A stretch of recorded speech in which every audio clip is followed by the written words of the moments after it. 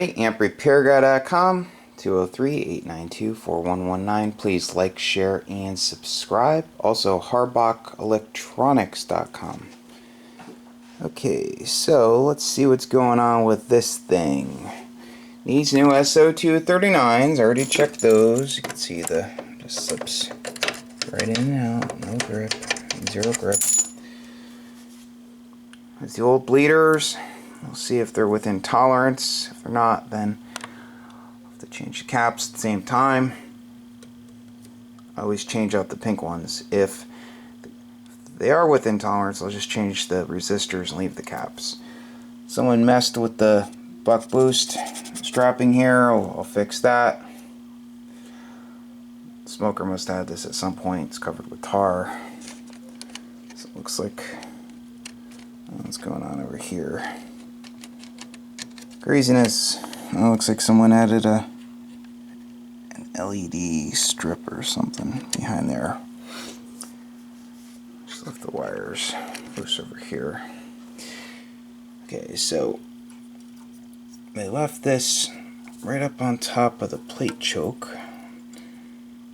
Probably was hanging, just ended up there shipping, so you always remove the anode cap, leave it on the tube. If you're not sending the tube, you can zip tie it to one of the standoffs.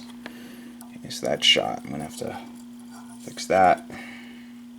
Remove the metal oxide varistors, allowed gas discharge tubes, ground each grid connection directly to the metal. A lot of times these nuts loosen up, and then you can have an intermittent connection between the grid and the chassis, which is through these standoffs. So already has the 3 holes, might as well use them, you know. Just add tabs and use 632 screws and solder them to the grid connection. 3 of them. Okay, so clean the band switch, the input rotary switch, deoxygold, and clean the TR/bias relay with deoxygold, soft start relay with deoxygold, and do whatever else it needs. Okay, so get to work and see you guys soon. Stay tuned. Okay, so I will be replacing the bleeder/equalization resistors and the caps. I'll put brand new chemic caps in. Someone messed with the wires on meter. It's a dual function meter, has 2 meters within 1 meter. So someone messed with the wires. The insulation's melted off. So I noticed something when I powered it on. Well, I fixed the buck boost wiring first, and I turned it on, and I'm going to put the cover on and show you what I saw. Okay, so I'll be right back. So it's on. I'm going to go to reflected, see how this meter movement's pinning below 0. When I put it to reflect, pins below 0. ALC, there's no adjustment to it. I go to ALC set, pins below 0. So there's an issue with the metering board, so I have to get that out and see what's going on. Okay, so I will see you guys soon. Stay tuned.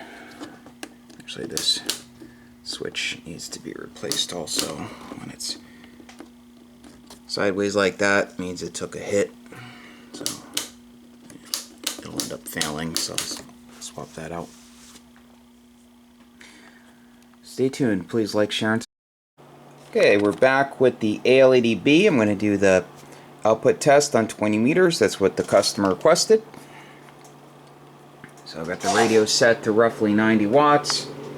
1 kW slug. It's on PEP. Audio hello, hello, hello. Yep. Audio hello, hello, hello, hello.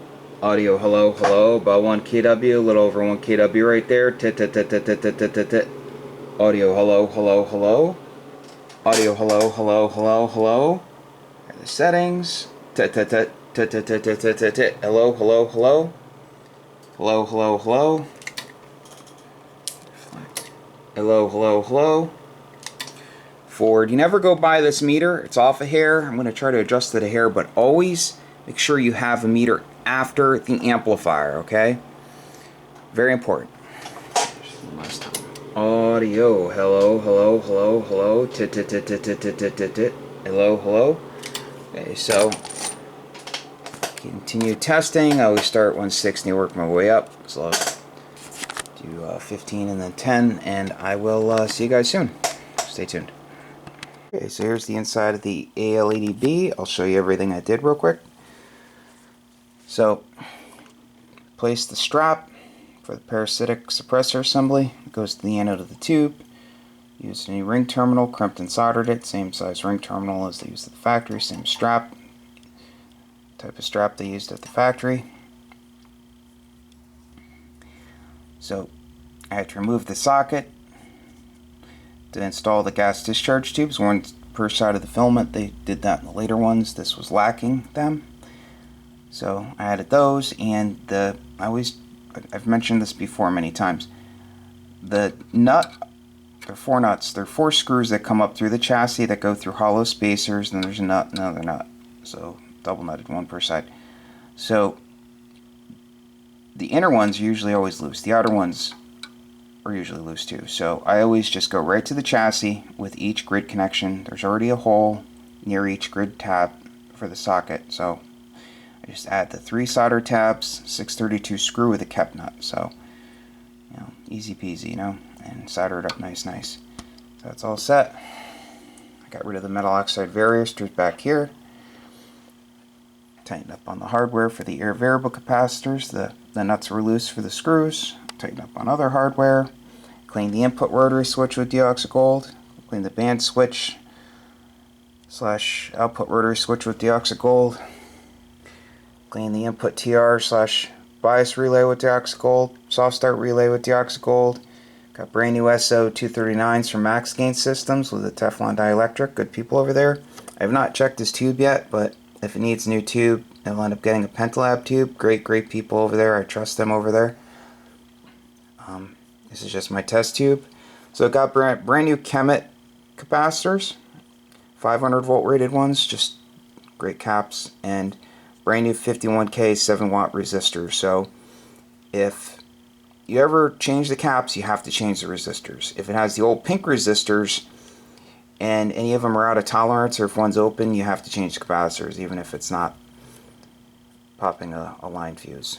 So that's all set. Put in brand new LED bulb assemblies. I had 2 stock ones left for the meters. It's all nice. Customer wanted the other stuff taken out. Now the LED strip thing. So I redid the buck boost strapping here, so it's all nice and correct.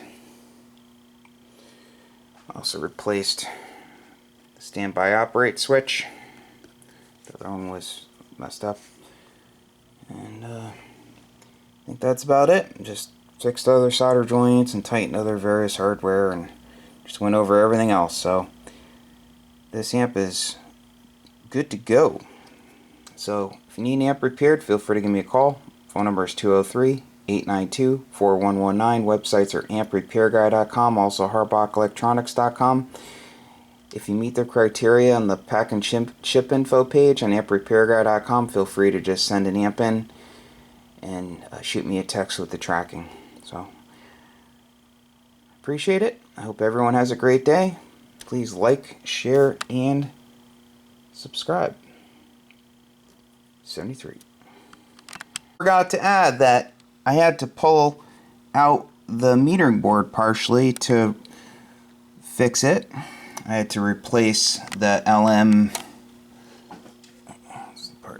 LM324N and fix some solder joints. And I also touched up on the wiring to the meters that was all hacked up. So someone had their hands in there before trying to fix it. So meters now work like they should, as you saw. Okay, so thanks again for watching. 73.